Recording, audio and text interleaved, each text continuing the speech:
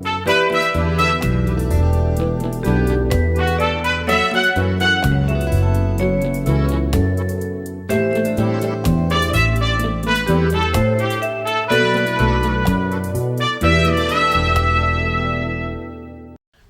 paix, oui la paix, credo cher au président de la République Denis Sassou Nguesso qui nous invite chaque fois dans ses messages à la nation à en saisir les vertus et ses contours. La paix, nous rappelle le président de la République, c'est le calme, le repos.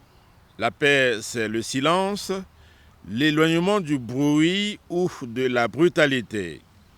La paix, c'est la concorde, la tranquillité d'un État, d'un peuple et ou d'une famille. L'absence de la paix, nous rappelle encore le chef de l'État, éloigne un État du but qu'il se propose d'atteindre, retarde un processus enclenché et donc ajourne une affaire. La paix, avec ses 4 lettres s'identifiant à Dieu, manque dangereusement dans certains États du continent africain et ailleurs. Ainsi, le chef de l'État congolais, en 2023, a fait flèche de tout bois pour ramener sur le bon chemin les peuples égarés dans la voie de la paix. Denis Sassou Nguesso a fait entendre la voix de son pays dans différents foyers de tension et autres secteurs en panne de la paix. Inarrêtable dans ce combat, le président de la République déclare qu'il ne fera pas l'économie d'énergie pour se mettre au chevet des peuples frères ou amis en proie à des querelles, des attaques et des mêlées. Je continuerai à faire entendre la voix du Congo partout où elle pourrait accompagner et permettre à des peuples frères ou amis de recouvrer la paix. L'absence de la paix est aussi provoquée par les effets de certaines causes entendues, les changements climatiques. Il suffit d'observer le phénomène à travers le prisme de quelques agglomérations du pays. Brazzaville n'est pas exclue. En effet, se réveiller les pieds dans l'eau n'est pas une image qui s'éloigne des menaces de la paix. À ce sujet, Denis Sassou Nguesso pense qu'il nous faut maintenir le cap et sauvegarder les forêts du bassin du Congo pour, dit-il, préserver nos populations des effets dévastateurs de cette menace. Des récentes illustrations de sa détermination dans ce combat sont sa dernière participation à la COP28 à Dubaï, aux Émirats arabes unis, et l'organisation à Brazzaville du sommet des 3 bassins des écosystèmes et de biodiversité de la planète, Amazonie, Bornéo, Mekong, Congo. Le chef de l'État congolais a annoncé de poursuivre son action avec détermination pour un monde plus fiable, car il y va de la survie de l'espèce humaine, a-t-il conclu. Considérée comme l'un des secteurs clés du développement d'un pays, l'économie a toujours été au cœur des adresses à la nation du président de la République, Denis Sassou Nguesso. À l'occasion de son message de vœux de nouvel an au peuple congolais, le 31 décembre dernier, le chef de l'État, dans un langage clair qu'il a toujours caractérisé, a salué les performances économiques réalisées par le gouvernement en 2023, lesquelles ont replacé le Congo sur la bonne voie du rétablissement de ses équilibres macroéconomiques. Ces efforts consentis, a déclaré le président Denis Sassou Nguesso, se sont traduits par l'embellissement de l'économie congolaise et les perspectives de croissance durable pour les prochaines années. Tout ceci, a précisé le chef de l'État, a été accompli non seulement dans un environnement mondial difficile, mais aussi à la grande satisfaction des partenaires financiers, dont le Fonds monétaire international qui a conclu avec le Congo un programme pour la facilité élargie de crédit. La 4e revue de ce programme, faut-il le souligner, a été approuvée récemment par le conseil d'administration du FMI avec un décaissement immédiat de 43 millions de dollars américains, soit environ 25 milliards de francs CFA. La 5e revue, quant à elle, est attendue pour le mois d'avril prochain. Ces efforts sont le résultat d'une œuvre collective qui a engagé l'ensemble de notre peuple.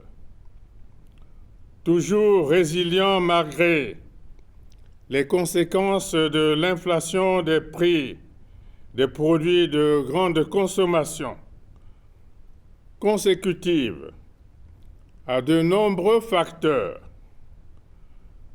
notamment la guerre russo-ukrainienne, les retombées de la pandémie de Covid-19.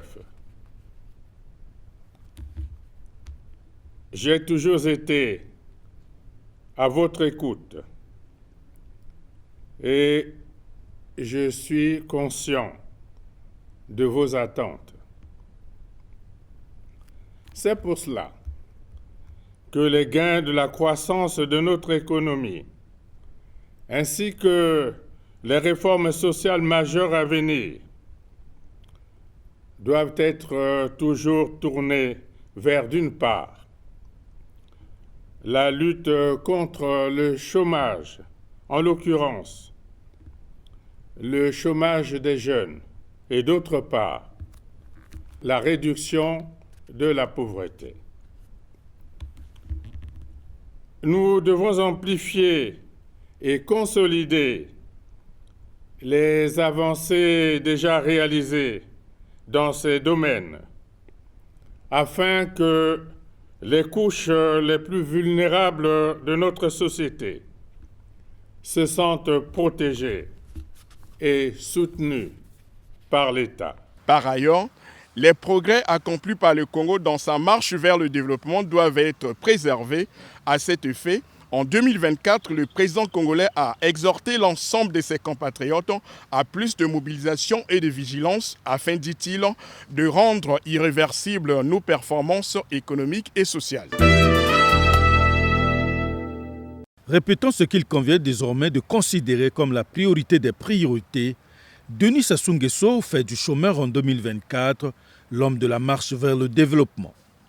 Il s'engage à lutter contre le chômage et la pauvreté pour réduire la souffrance d'une jeunesse dont le désespoir n'a que trop duré. De plus, et voilà qui pourrait faire sourire les populations vulnérables, le chef de l'État promet protéger et soutenir les plus vulnérables de notre société, une politique forte en faveur du social.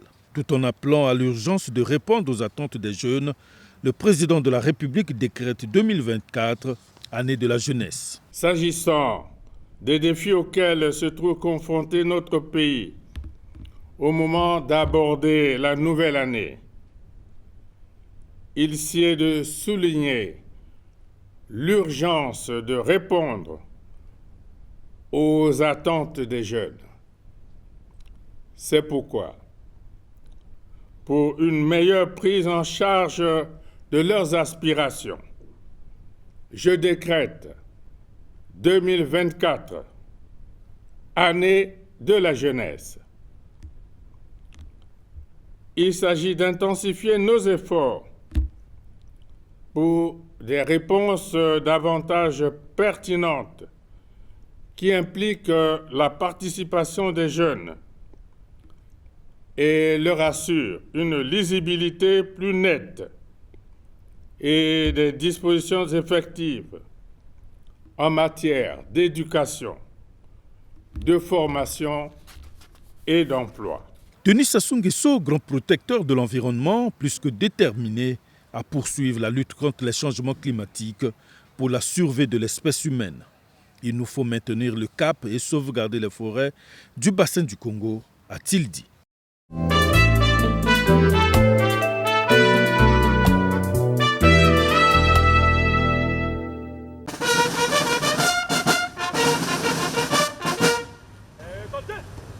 C'est une pratique profondément enracinée dans les mœurs républicaines, la présentation des vœux de nouvel an du corps diplomatique accrédité en République du Congo au couple présidentiel. L'instant est chargé de solennité car il marque la première sortie du chef de l'État en 2024.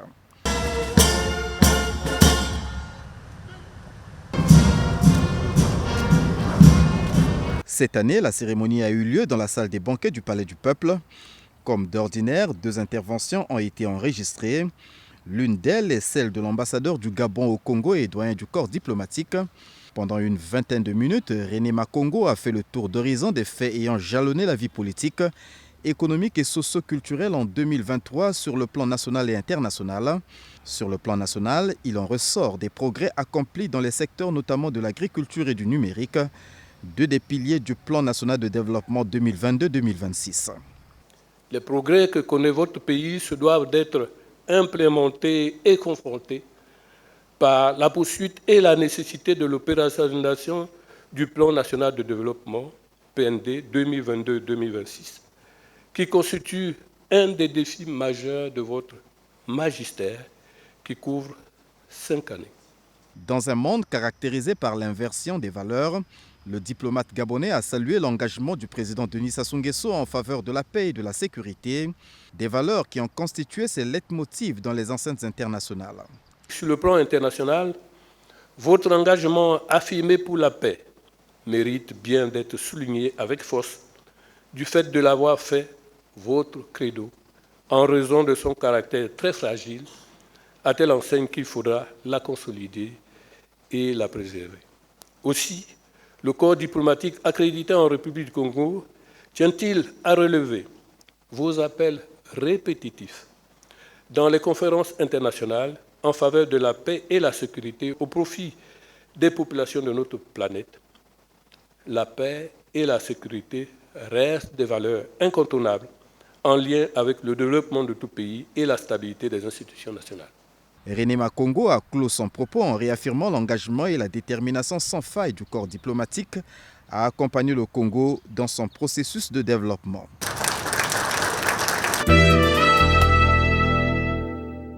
En réponse aux vœux du doyen du corps diplomatique, le président de la République, Denis Sassou Nguesso, a remercié René Makongo pour les souhaits chaleureux adressés à son égard et a formé l'espérance la plus sincère des vœux les meilleurs de santé et de bonheur pour les chefs d'État et les dirigeants des organisations internationales que chaque diplomate représente auprès du Congo.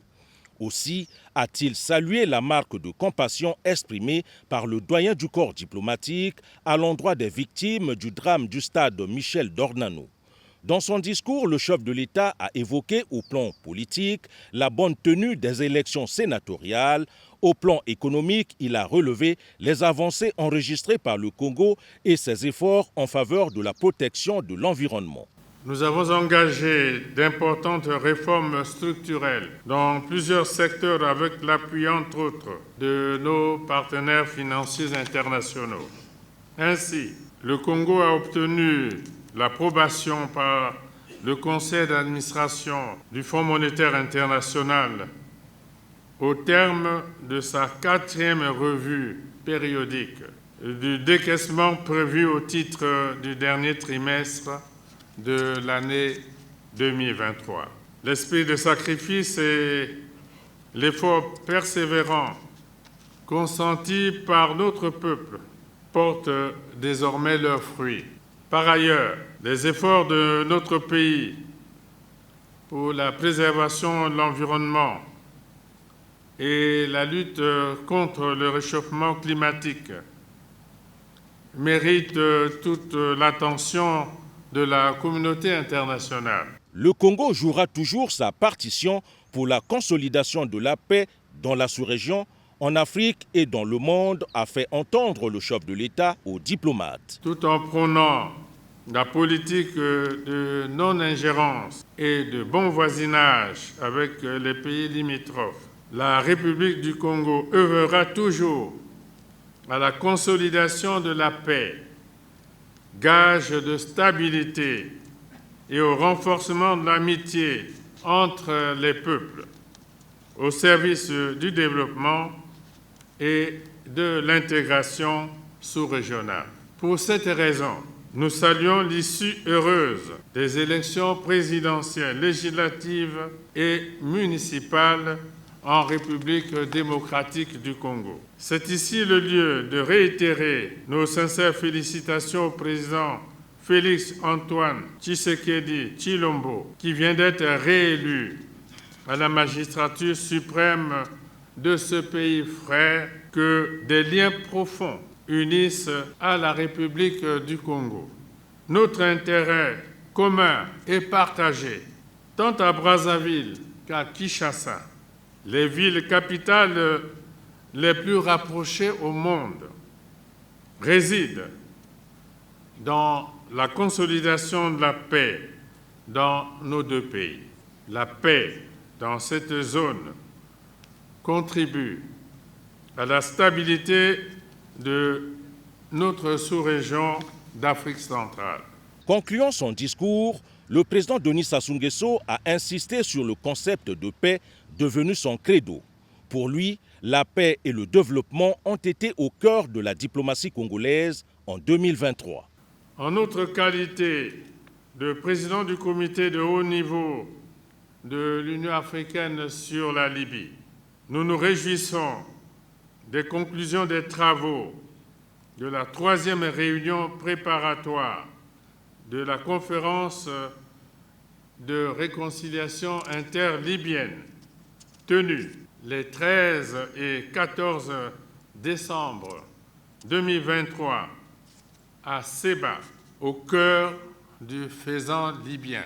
Nous adressons nos vives félicitations aux différentes parties libyennes pour leur détermination à prendre part à ce forum de réconciliation qu'elles ont décidé de tenir le 28 avril prochain dans la ville de Sirte. Quant à la situation au Sahel, nous appelons continuellement tous les acteurs concernés à privilégier le dialogue et la recherche de solutions politiques afin d'épargner des conséquences de plus en plus tragiques de cette crise, les populations déjà lourdement meurtries. S'agissant du Soudan, nous exhortons les différentes parties belligérantes à poursuivre les pourparlers si difficilement engagés en vue d'un cessez-le-feu durable. Le conflit russo-ukrainien, outre qu'il porte les germes d'une déstabilisation des équilibres géostratégiques mondiaux, est déjà source de graves incidences, notamment à travers des graves pénuries alimentaires observées dans certaines parties du monde. Le dialogue reste la seule voie incontournable menant à la restauration de la paix dans cette partie du monde. Au Moyen-Orient, nous sommes préoccupés par la guerre entre l'État d'Israël et le Hamas qui occasionne de nombreuses pertes en vies humaines et d'importants dégâts matériels. Nous apportons notre soutien aux efforts de médiation déployés par l'Égypte, le Qatar et les Nations unies en vue de permettre l'achèvement de l'aide aux populations civiles de Gaza.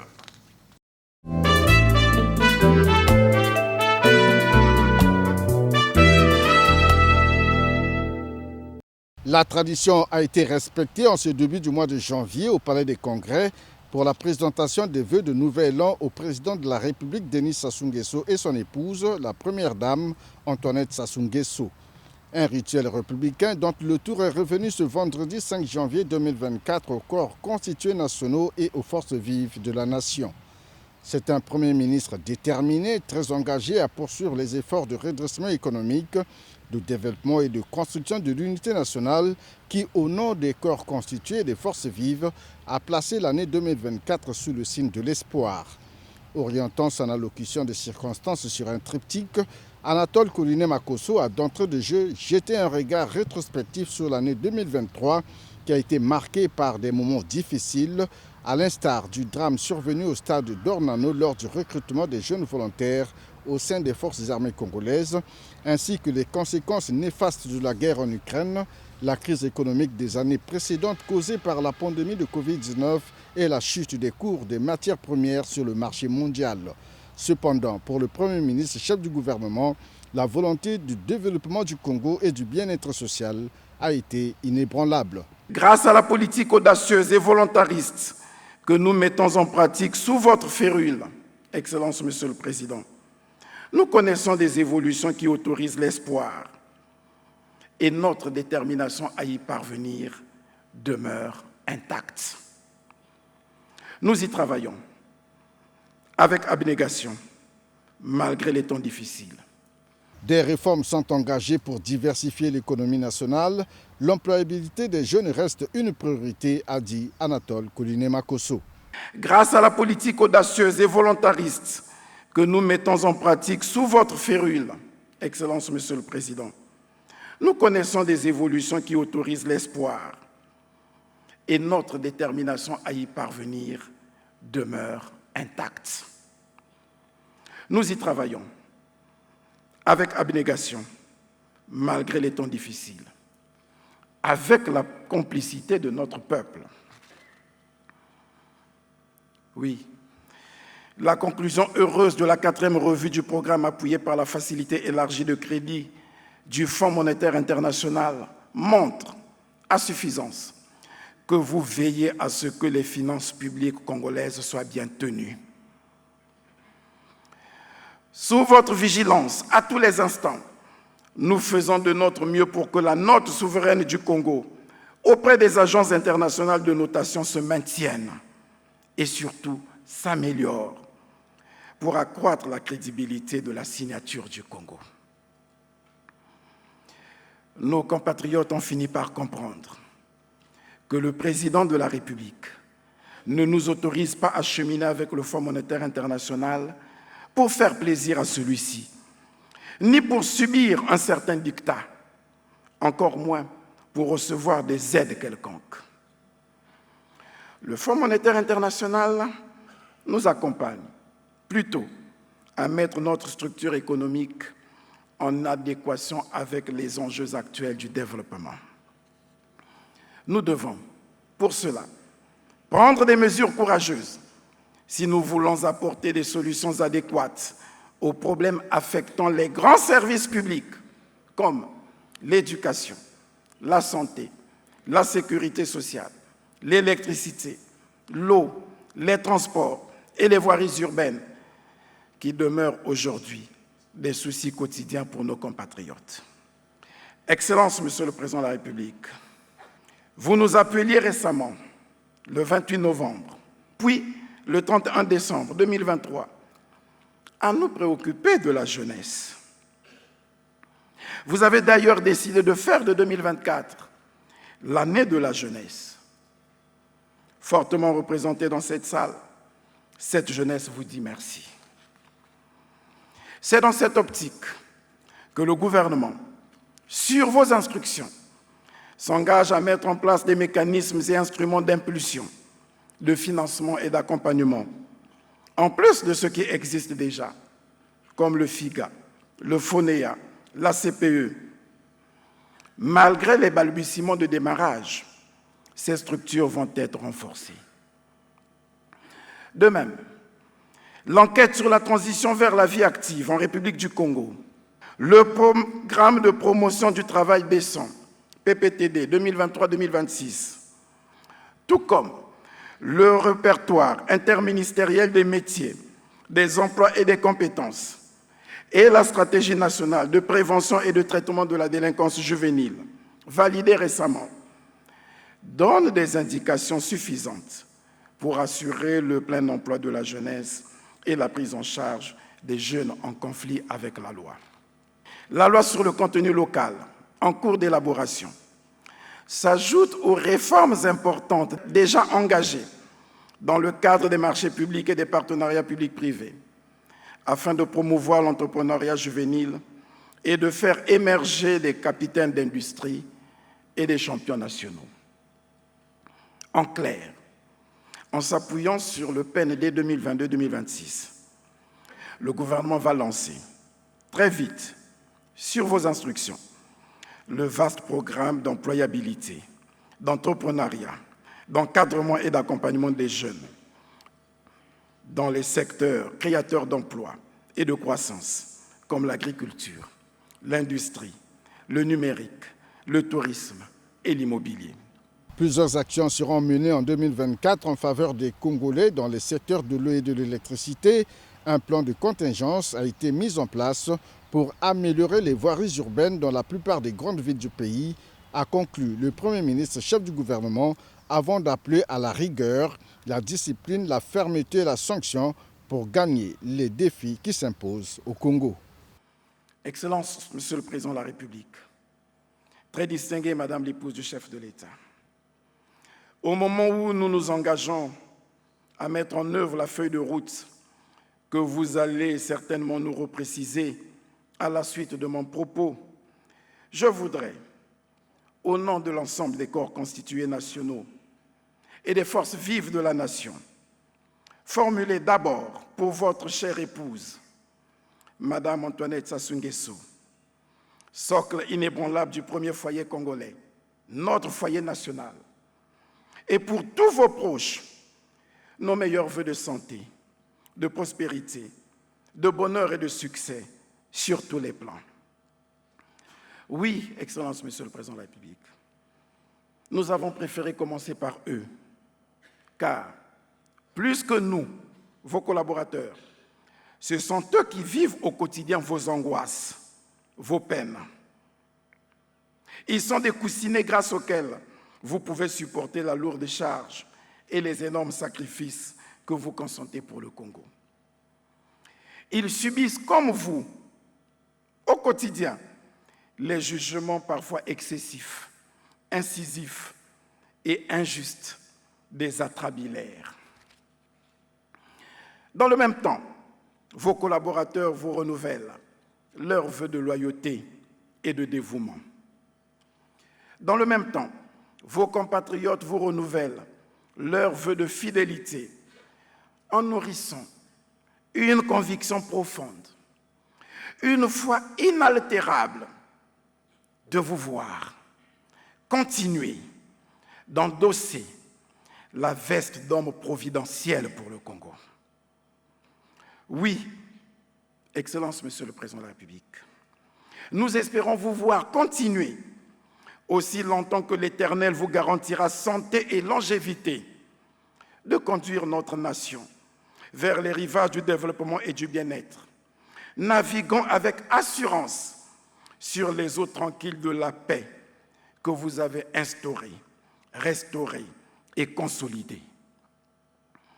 Puissent, à travers leur humble et constante prière, les chrétiens et croyants demander à l'Éternel notre Dieu de veiller sur vous, de sorte que vous prospériez à tous égards, comme prospère l'état de votre âme.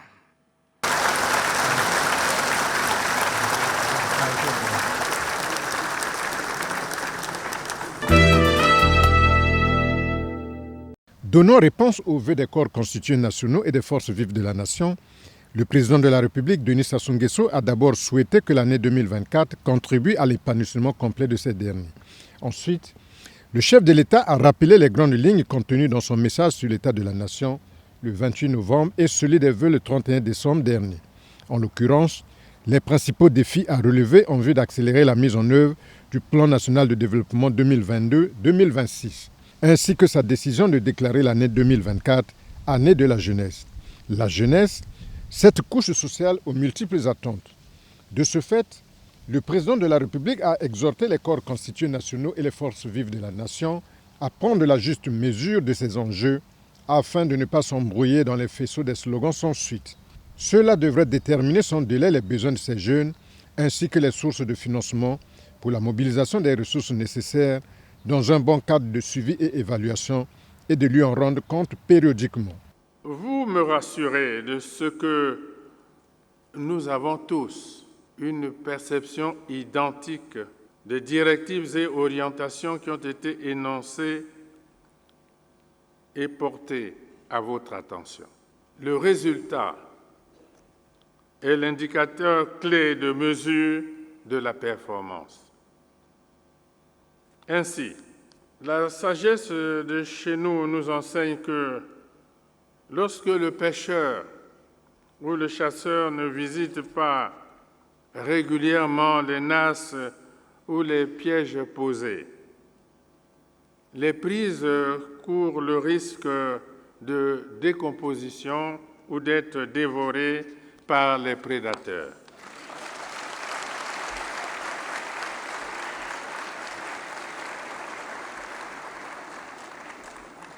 Poursuivant son propos, le président de la République a souligné que le peuple attend les décideurs au bilan.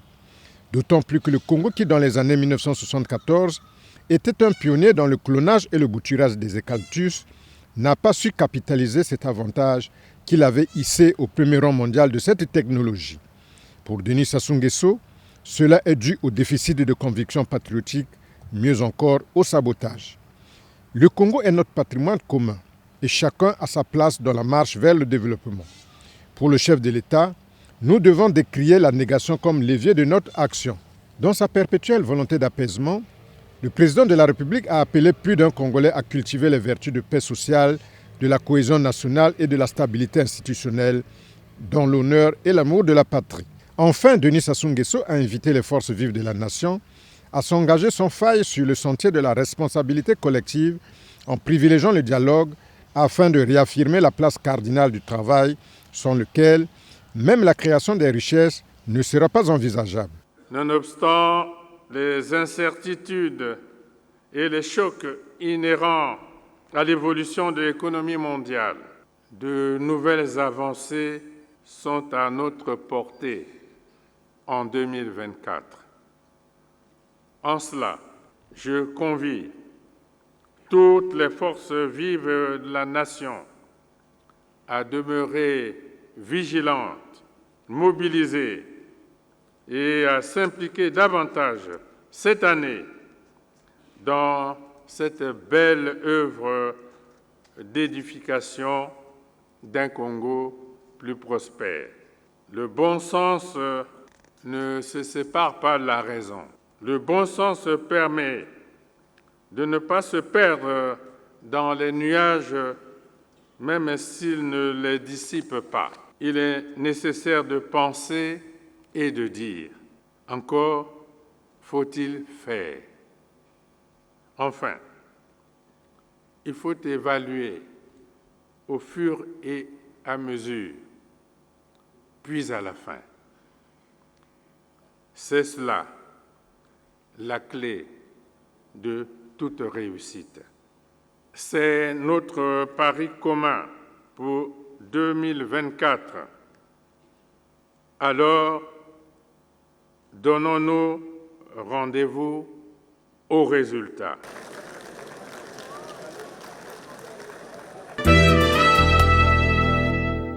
La réponse du président de la République Denis Sassou Nguesso aux vœux formulés par les corps constitués nationaux et les forces vives de la nation à valeur d'orientation pour l'année 2024 qui vient de commencer. Une année pleine d'optimisme, a souligné le chef de l'État. Réagissant aux propos du président de la République, le révérend Guy Raoul Mantelama, chef de l'église Terinkyo, souligne que l'exigence d'une paix sociale et du vivre ensemble est cruciale pour le développement du Congo. Le vivre ensemble, vous savez, sans le travail, il n'est pas possible, il n'est pas facile, disons. Et nous pensons que, comme il a dit, que nous devrons travailler pour un épanouissement complet. Donc nous allons nous atteler sur ces orientations-là. Et cette paix-là, nous pensons que pour la consolider, tout ce que nous avons à faire, c'est de nous donner au travail, de nous mettre au travail, et notamment l'agriculture, la terre est disponible au Congo. Denis Sassou Nguesso a dans son adresse rappelé l'expérimentation de la technique du bouturage herbacé à l'échelle industrielle que le Congo a eu à mettre en œuvre pour la première fois en 1974 avec le clonage et la multiplication végétale des eucalyptus. C'est la constance dans la vision écologique de notre président. Quand il a évoqué cette prouesse du Congo en matière de bouturage des eucalyptus, c'est des années 74. Donc pour nous, cette continuité dans cette vision écologique du Congo a fait que nous puissions faire le grand massif d'eucalyptus dans le Kwilu et Pointe-Noire, 45 000 hectares. Et le président en parle avec une nostalgie, tout simplement parce que, à cause de l'incivisme, il a dit, à cause aussi de ce que nous Nous devons être un gouvernement fort, un État fort qui récupère ces espaces-là parce que l'État a financé ce reboisement. Donc c'est pour vous dire que nous avons perdu là, nous avons perdu une grande avancée en termes même de recherche forestière dans notre pays parce que la place de ces 45 000 hectares était à l'origine de travaux de recherche réalisés par le Congo avec la France. Le profit du Congo, c'est ce que le président nous a demandé. Premièrement, de faire le programme national d'afforestation et de reboisement. Il faut que nous puissions financer la mise en place de 1 million d'hectares de plantations tel que cela a été décidé par son Excellence, Monsieur le Président de la République. Deuxièmement, le Président vient de lancer une initiative sur la décennie africaine et mondiale de l'afforestation et de reboisement. C'est pourquoi je parlais de constance. Ça ne s'arrête pas au niveau du Congo, mais c'est au-delà des frontières du Congo. Aujourd'hui, je crois qu'en Afrique et à travers le monde, nous avons besoin d'échanges d'expériences. L'expérience du Congo, ça doit profiter au Congo, mais ça doit profiter aussi à la communauté internationale tout entière. Une autre orientation qui a retenu l'attention de l'assistance est l'accent mis sur la jeunesse pour cette année 2024. Nous n'avons pas attendu.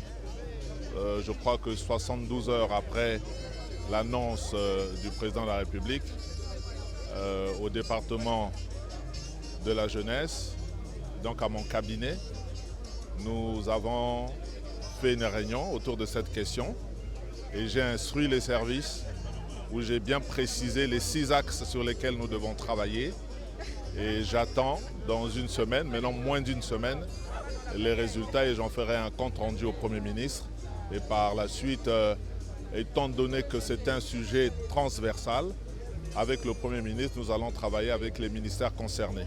On sait que le président attend et nous allons travailler, vous pouvez compter sur le ministre que je suis pour faire avancer les choses dans le bon chemin. Aujourd'hui, 5 janvier 2024, le président de la République, fidèle à lui-même, revient encore sur justement son décret et va plus loin. Il demande que ce ne soit pas simplement un slogan et il a raison. Parce que, voyez-vous, de nombreux jeunes, quelques-uns ne croient plus en la parole publique, et ce qui est gravissime.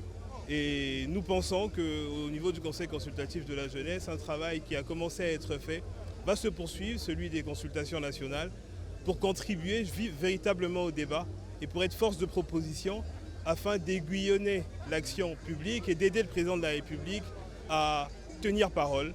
Parce qu'en bon visionnaire, il a fixé le cap, mais il appartient aux institutions de la République que nous représentons, au gouvernement de la République et aux partenaires divers de jouer le jeu pour que véritablement l'année 2024 soit l'année de la jeunesse avec tous les rendez-vous. Tout ce qui se fait dans un pays est fait pour sa jeunesse. Ce n'est pas seulement là un simple slogan lorsqu'on dit année de la jeunesse. Ça veut dire qu'il y aura beaucoup à faire parce que déjà dans un pays, tout ce qui se fait, c'est pour sa jeunesse. Mais cette fois-ci, il y a une spécificité. Cette fois-ci, on met l'accent particulièrement pour la jeunesse. Ça veut dire qu'il y aura tout un programme sérieux, beaucoup de moyens pour l'épanouissement de la jeunesse. Mais en retour, il s'agit là des droits, mais les jeunes ont aussi des devoirs. Et nous, les jeunes, nous devons tout faire pour pouvoir accomplir nos devoirs. Et les devoirs sont connus. Ce décret de l'année 2024 comme année de la jeunesse vient à un point nommé puisque nous savons que la jeunesse congolaise, comme la jeunesse africaine d'ailleurs, n'est pas épargnée de ce défi démographique qui est le nôtre, qui est que cette jeunesse qui représente la majorité de la population de notre pays aujourd'hui peine à trouver des opportunités d'emploi, des opportunités même de formation de qualité qui peuvent leur ouvrir des perspectives. Donc dire qu'il faut une action ciblée à l'endroit de la jeunesse est une bonne chose.